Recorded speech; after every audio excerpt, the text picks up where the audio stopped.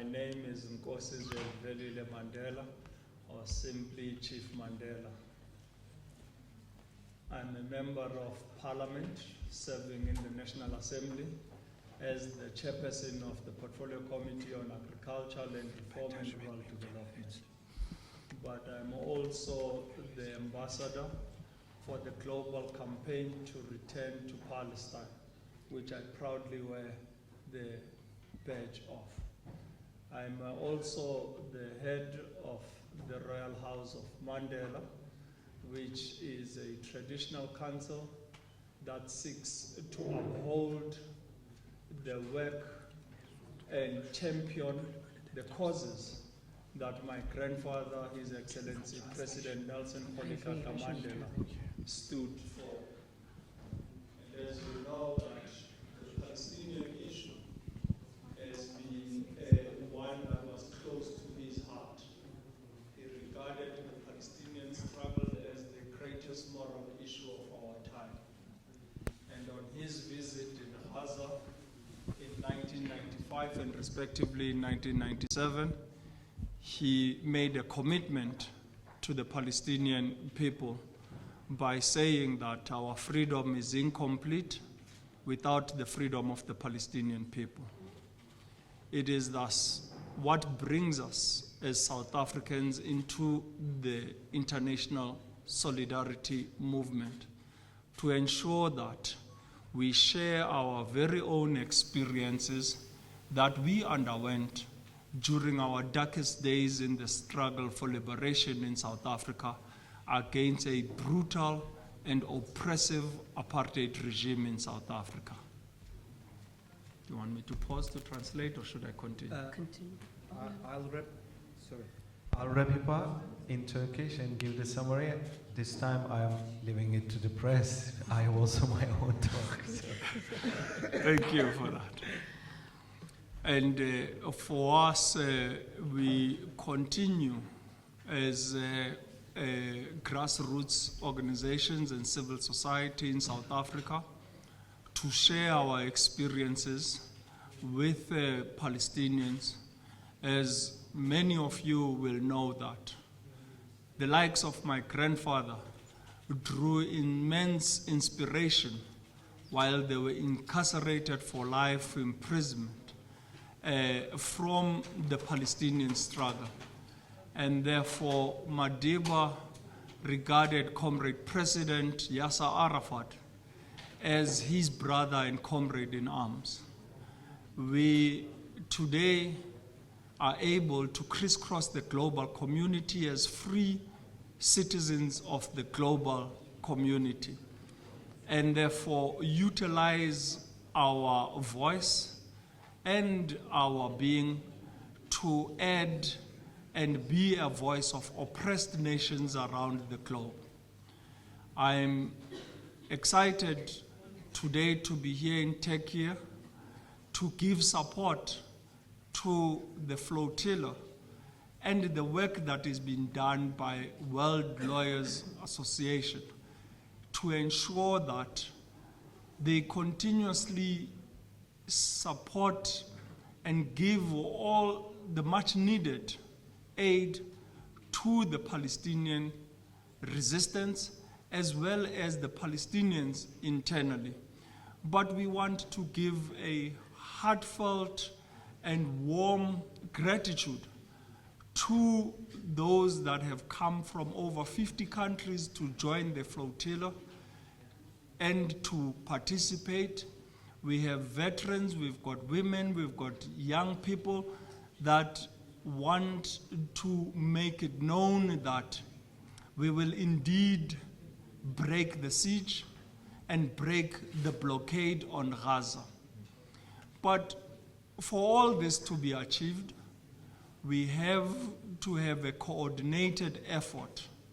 We can no longer exist in isolation and in silos.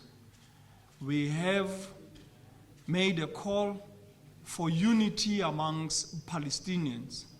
First and foremost, we want to see unity amongst the resistance forces and the factions, that they must too come together and regard themselves as oppressed people in Palestine. In South Africa, it was once we came under the mass democratic movement in the 80s when we set aside our partisan lines and saw each other as oppressed South Africans. We came under one umbrella, being the United Democratic Front. And in this, we were able to enjoy the overwhelming support of ordinary masses of our people. And therefore, we utilize this experience to call on unity amongst the Palestinians, whether they are broken into religious faith groups, being Muslims, Christians, or Jews. They need to come together and speak as one voice. We want to also make a call to civil society and civil organizations in Palestine to come together and coordinate their efforts in ensuring that they are able to carry all the atrocities that are happening in Gaza and occupied territories to the international community. But as an ambassador of the global campaign to return to Palestine, we want to activate the 6 million Palestinians in the diaspora to be the voice of their own struggle, to be the ambassadors of the Palestinian struggle for liberation. It is a chapter that we learned from our own experience whilst we had just a few 100,000 South Africans in exile. The likes of Huma Segela and Miriam Makeba, who were musicians, became our voice in the international community. They carried every message from our borders into the global community. We therefore want to call on the Palestinians in the diaspora to be the voice and ambassadors of their struggle for liberation. Every atrocity that is being meted out on a daily basis against Palestinians in genocide, ethnic cleansing, war crimes, and crimes against humanity must be sent to Palestinians to share with the global community. The electronic intifada has enabled us today to share news instantly with the global community. This is how we are being able to dispel the propaganda of the Zionist usurping entity and its allies in Europe, particularly the UK and the USA. It is in this manner we can be able to break down the lies that are being perpetuated on a daily basis in Western media. But we also want to ensure that through efforts like this with World Lawyers Association and the Flotilla, we are able to coordinate our efforts. The lawyers in South Africa have been able to coordinate their efforts and in supporting our government to be able to bring a case in the ICJ and ICC against the Zionist usurping entity for it to be held accountable for the atrocities it has been meting out against Palestinians, not only from the 7th of October, but for the past 75 years. And therefore, we want to ensure that all lawyers in the global community, we are already engaging with lawyers in Tunisia, in Algeria, and other parts on the African continent, but also in Europe. There are many lawyers in Italy that we are activating, and with Barcelona and Spain being here with us, we want to make sure that we reach the entire global community. I will be in the next couple of days attending a conference here in Istanbul, in Turkey, of parliamentarians for Al-Quds. And in this regard, we want to ensure that we link up these efforts with parliamentarians from all corners of the global community to ensure that as legislators, they understand the work that is being done by lawyers and how they can effectively play a role in legislating and ensuring that they hold their own governments accountable. We believe that through parliamentarians for Al-Quds, we can be able to mobilize parliamentarians to also play a role in ensuring that they exert pressure on their governments not to be complicit and not to continuously be silenced by their governments.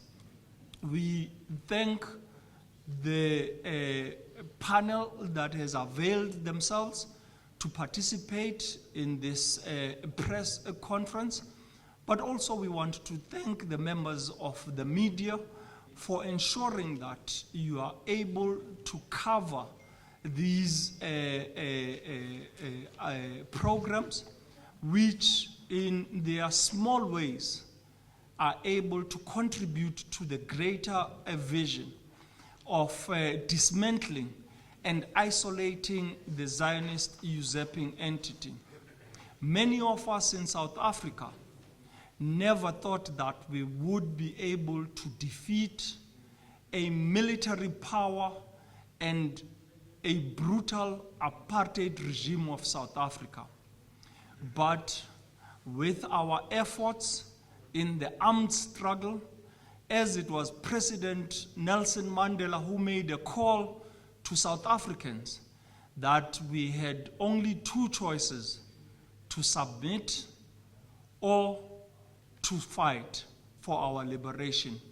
We chose the latter, and he established Umkhonto weSizwe, an armed military wing of the ANC, to ensure that we were not only going to be passive and engage in petitions to voice our opinion to the apartheid regime, but we were willing to pick up arms and fight for our self-determination. And we say to Palestinians, they too have a right to defend the land of their forefathers, and it is protected in international law. We were able, with the efforts of the global community, to boycott, divest, and exact sanctions on apartheid South Africa. And with the support of the international community, we were able to collapse the apartheid regime. With your support in the global community, we can be able to isolate the Zionist usurping entity and be able to bring it to its knees. We assure you, as our comrades and brothers and sisters in Gaza and occupied territories, you have our unwavering support, and we will continue to crisscross the global community and ensure that this work that is being done by ordinary citizens coming together to join the flotilla, work that ought to have been done by governments, is being done by ordinary citizens in ensuring that humanitarian aid, which has been ruled upon by the ICJ to be enabled to reach people in Gaza as well as occupied territories, is not blocked. We will ensure that this flotilla reaches its intended destination with your support. I thank you.